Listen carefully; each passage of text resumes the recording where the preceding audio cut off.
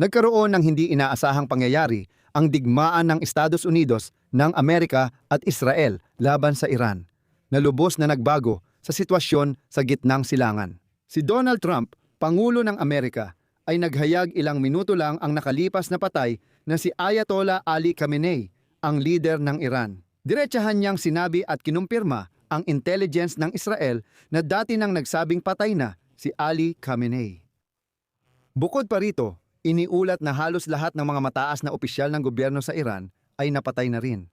Kasabay ni Khamenei, napatay din ang pangunahing tagapayo niya sa seguridad, kumander ng hukbong bantay ng Rebolusyong Islamiko, ministro ng depensa, pangunahing kalihim militar, pinununo ng military intelligence ng Iran, tagapangulo ng Iranian Organization for Nuclear Weapons Research, at iba pa.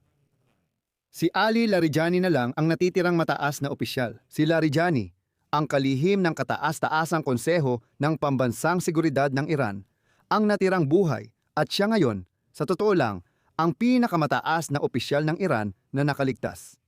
Nanawagan si Donald Trump sa hukbong bantay ng Rebolusyong Islamiko na isuko ang armas nila. Dagdag pa rito, sinabi ni Trump na di umano'y humihingi ng imunidad ang mga militante ng hukbong bantay ng Rebolusyong Islamiko. Ayon kay Trump, pumanig kayo sa taumbayan, tapusin ang rehimen at magtayo ng maayos na bansa. Isang normal na bansa, hindi yung may rehimen, diktatorial o autoritarya na pamahalaan. Bukod pa dyan, dumarami na ang impormasyon na talaga namang masasabi nating ang rehimen ni Khamenei ay tuluyan ng nawawala. Naglaho na kung maaari nating sabihin. Pero, bukod pa dyan, may impormasyon din na ang mga natitirang bahagi ng rehimen ay susubukan pa ring magtipon. Ito ay ang 88 na pinakamataas na mga kleriko na maaaring magtipon at subukang pumili ng bagong lider. Ngunit lalo nang nagmumukhang ang operasyon ng mga Amerikano at mga Israeli ay planado talaga upang mabilis na tuluyang alisin ang rehimen na ito. Kinansela ni Trump ang press conference ngayon, ngunit sinabi niyang magtatagal ng 1 linggo o higit pa ang digmaan at pambobomba kung kinakailangan. At hinihikayat niya ang mga mamamayang Iranian na lumabas at tuluyang kunin ang kapangyarihan sa kanilang mga kamay. Dahil ang pangunahing diktador ng Iran, kung tama ako, na namuno ng 36 na taon ay napatay na. Sa madaling salita, ngayon ay maaaring pumasok ang Iran sa isang ganap na bagong panahon. Pero kasabay nito, kailangan nating maunawaan na ngayon ang digmaan laban sa Iran ay halos kumalat na sa buong gitnang silangan. Nakikita natin na tinamaan ang United Arab Emirates at opisyal ng sumali ang Saudi Arabia sa digmaan kasama ang mga Amerikano. Ngayon, inatake rin ng Iran ang Jordan dahil sinimulan nitong atakihin ang bansang ito ng walang sapat na dahilan. Ang Iraq ay napunta sa sentro ng mga putukan at iba pa. Pag-usapan natin ang paksang ito. Ako si Alexi Pichi at sisimulan nating talakayin ang alam natin ngayon. Pero bago natin simulan ang episode na ito, hihilingin ko po sana na mag-subscribe kayo sa YouTube channel na ito. I-like ninyo ang video at mag-iwan ng komento sa episode na ito para mas maraming manonood ang makakita ng video na ito sa YouTube. Malaking tulong po ito. Mag-subscribe din kayo sa aking Telegram channel na Pechi News. Nasa description ng video ang link. Doon namin agad inilalathala ang mga balita. Sa pagtatapos ng unang araw ng operasyong militar ng US at Israel laban sa Iran, inanunsyo ni Donald Trump na napatay si kataas-taasang pinununo ng Iran na si Ayatollah Ali Khamenei sa isang pag-atake ng Israel bilang bahagi ng malawakang pinagsamang operasyong militar ng US at Israel. Sa madaling salita, ikinagalak ni Trump ang pagkamatay ni Khamenei sa isang post sa social network na Truth Social at tinawag niya ito bilang isa sa pinakamasamang tao sa kasaysayan. Sinabi niya na ang pagpatay ay katarungan para sa mga Amerikano at iba pang napatay ng Iran sa loob ng mga dekada. Kinumpirma ni Trump na may direktang papel ang intelligence ng Amerika sa pagsubaybay at pagtugis kay Khamenei at sinabi niyang hindi nakatakas si Ayatollah sa pansin ng ating intelihensya at mga high-tech na surveillance system. Nagbabala si Trump na ang pambobomba ay, sa kanyang mga salita, magpapatuloy ng tuloy-tuloy sa buong linggo o hanggat kinakailangan para makamit ang tinawag niyang layunin ng kapayapaan sa buong gitnang silangan at sa katunayan sa buong mundo. Ayon kay Trump, ang mga puwersa ng seguridad ng Iran at miyembro ng IRGC ay humihingi ng immunity at handang sumuko sa mga Amerikano kung hindi sila uusigin. Hinimok ni Trump ang mga militante ng IRGC na mapayapang magsanib puwersa sa mga patriyotang Iranian. Ito ay pahiwatig na ngayong araw, hinikayat ni Trump ang mga Iranian na pansamantalang manatili sa bomb shelter habang may pambobomba at pagkatapos lumabas sa kalye at kunin ang kapangyarihan. Sabi niya, ginawa ng Amerika ang lahat ng kaya nila, inalis ang mga pinuno ng rehimeng Iranian at ngayon nasa kamay ng mamamayang Iranian ang susunod na hakbang para kunin ang kapangyarihan.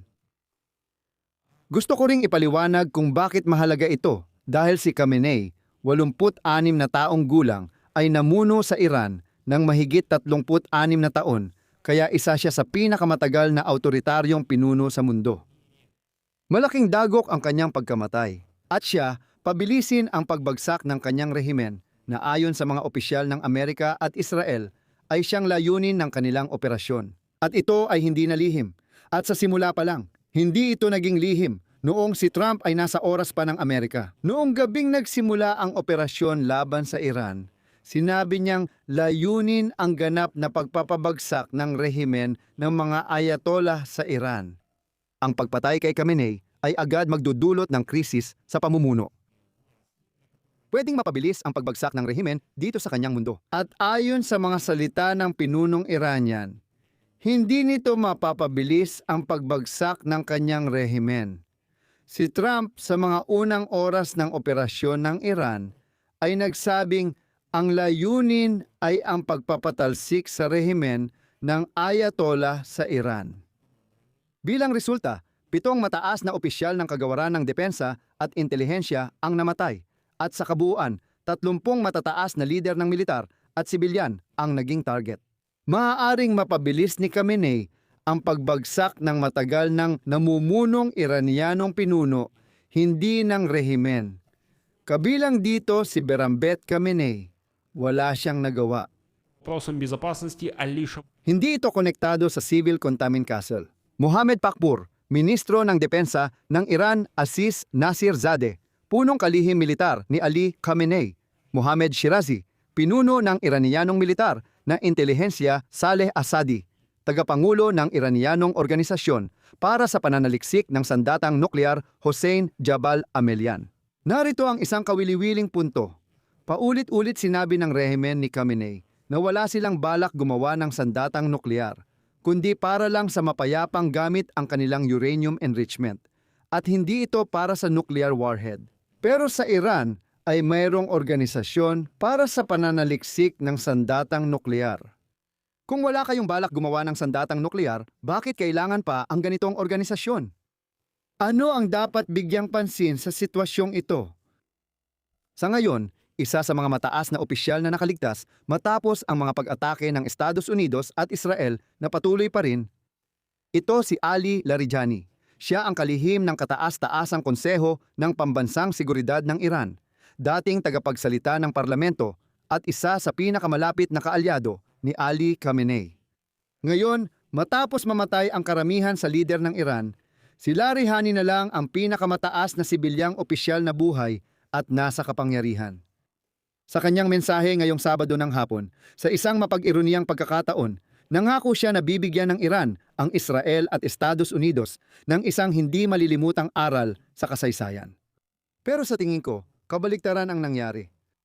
Hindi pa klaro kung susubukan ng IRGC na kontrolin ang kapangyarihan o kung ang mga pag-atake mula Estados Unidos at Israel ay magbibigay ng matagal ng hinahangad na pagkakataon ng punong ministro ng Israel at ni Donald Trump.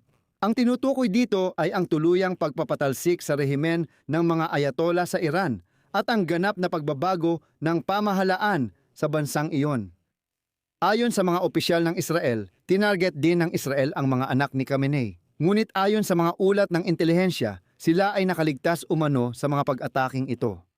Madalas mapag-usapan si Mojtaba Khamenei, anak ng kataas-taasang pinuno, bilang posibleng tagapagmana ng kanyang ama.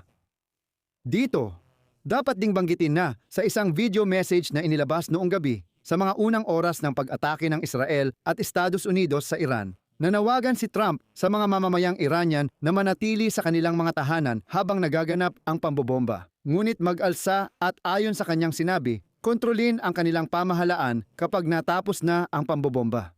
May isa pang kawili-wiling punto dito na ang pinalayas mula sa Iran na dating tagapagmanang prinsipe na si Reza, si Pahlavi, pangunahing lider ng oposisyon na nag-organisa ng malalaking protesta laban sa rehimen ng mga ayatollah, ay nanawagan ngayon sa mga Iranian na lumabas sa lansangan. Nanawagan si Pahlavi sa mga puwersa ng seguridad ng Iran. Pumanig kayo sa taumbayan at tumulong sa ligtas na paglipat ng kapangyarihan. Kung hindi, lulubog din kayo kasama ng barko ng Khamenei at ng bumabagsak nitong rehimen.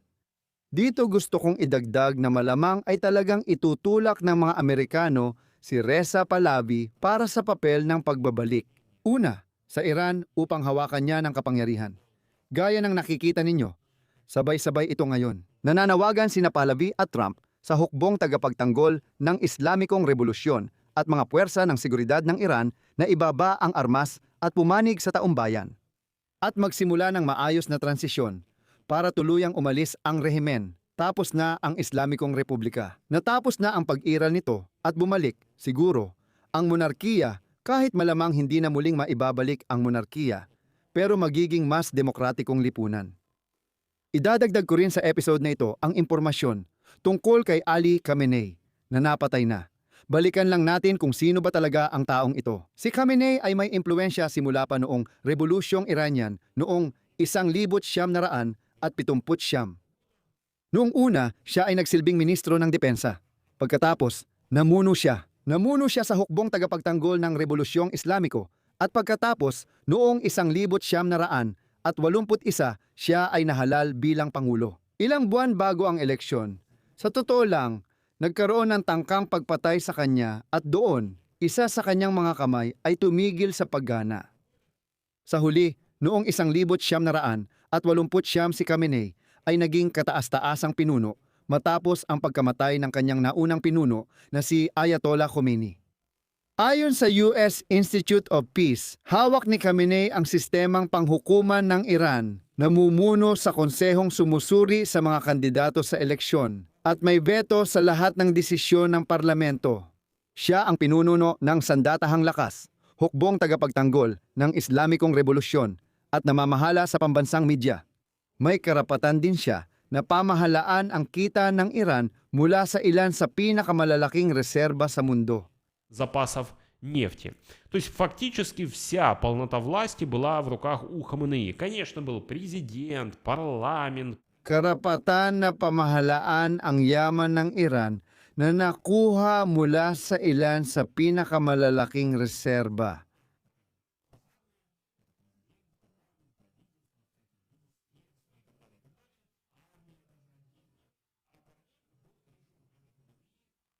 Стражи Исламской революции, который объединял в себе не просто вооруженные силы. Это, по сути, была махина, которая руководила всей страной, экономикой, образованием, СМИ, военными действиями, абсолютно всем. Ну, то есть, по факту, давайте закрепим, что вся власть была в руках Хаминеи. Хаминеи часто использовал ту самую армию, то есть корпус стражей Исламской революции, для подавления инакомыслия в стране. Он часто... Karapatan na pamahalaan ang kita ng Iran na nakuha mula sa ilan sa pinakamalalaking. И первый раз в 1999 году он там разогнал митинг студентов, там огромное количество арестов было. Потом он подавлял протесты по поводу спорных президентских выборов 2009 года. Потом были... Pamahalaan ang kita ng Iran. Тогда пытались, кстати, как-то положить конец преследованию женщин и девочек в Иране. Na nakuha mula sa ilan sa pinakamalalaking reserba sa mundo. Pero pinigilan pa rin ni Khamenei ang mga protesta noon. Ang pinakahuling mga protesta ay nagsimula noong Disyembre 2025 sa pagtatapos ng taon. Ayon sa iba't ibang pagtataya, nawala ng kontrol ang rehimen at pumatay ng 32,000 nagpoprotesta. Hindi pa kasama ang mga nasugatan at inaresto. Paulit-ulit inutusan ni Khamenei na patayin ang internet, lalo na tuwing protesta para putulin ang komunikasyon at protektahan ang rehimen laban sa internasyonal na pagmamatiyag. Pero sa parehong panahon, ipinangaral ni Khamenei ang katatagan at nagawang mapanatili ang rehimen sa gitna ng maraming krisis at dekada ng alitan sa Estados Unidos at Israel. Si Khamenei, gaya ng inyong natatandaan, ay ginawang sentro ng kanyang panlabas na pulisya ang pakikitunggali sa mga Amerikano. Pakikitunggali sa US at Israel, pasensya na, dagdag pa iyon. Palagi niyang sinusuportahan ang tinatawag na Axis of Resistance sa rehiyon na nagbibigay ng suporta. Suporta sa mga terorista at grupong sunod-sunuran. At muli, halimbawa na lang sina Hamas, Hezbollah, mga Houthi ng Yemen, at ilang grupo sa Iraq. Ito ang mga proxy forces na laging sinusuportahan ng Iran para guluhin ang rehiyon. Binalaan din ni Khamenei si Donald Trump na kung magsimula ng digmaan ang Amerika ngayon, magiging digmaang pangrehiyon ito. At totoo nga, sinubukan niyang tuparin ang kanyang mga banta ngayong araw. At naapektuhan din dito ang Jordan, United Arab Emirates, Qatar, Saudi Arabia, pati na rin ang Bahrain. Sa Iraq, nagsimula na ang mga pag-atake at kung ano-ano pa. Sinabi rin ni Khamenei na kung may magpapakita ng kasakiman at gustong umatake o manakit, matinding dagok ang ibibigay ng mamamayang Iranian sa kanya. Kasabay ng pagkalat ng balitang namatay si Khamenei, biglang lumabas ang mga video sa internet. Hindi umatake ang mga mamamayang Iranian sa mga Amerikano. Sa halip, nagdiriwang sila at maririnig ang kasiyahan ng mga tao sa lansangan. Sigawan, mga hiyaw ng tuwa dahil sa pagkakapatay kay Khamenei.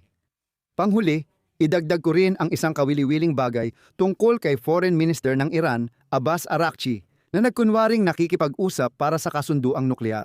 Bigla niyang sinabi, hindi namin maintindihan ang dahilan ng pag-atake ng Estados Unidos sa Iran, maaaring nadawit ang administrasyong Amerikano dito.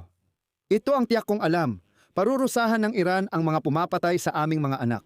Ang aming galit ay laban sa mga Amerikano, na muli na namang niloloko. Hanggang dito na lang muna, ang inyong opinyon at mga konklusyon ay isulat sa mga komento sa ilalim ng episode na ito. Mag-subscribe sa channel, pindutin ang kampanilya at huwag kalimutang mag-like. Kung naging interesante at kapaki-pakinabang sa inyo ang episode na ito, maaari ninyong suportahan ang aming YouTube channel sa pamamagitan ng inyong donasyon o bayad na subscription gamit ang mga link at detalye sa description ng video na ito. Yun lang po, mag-ingat kayo. Paalam sa lahat.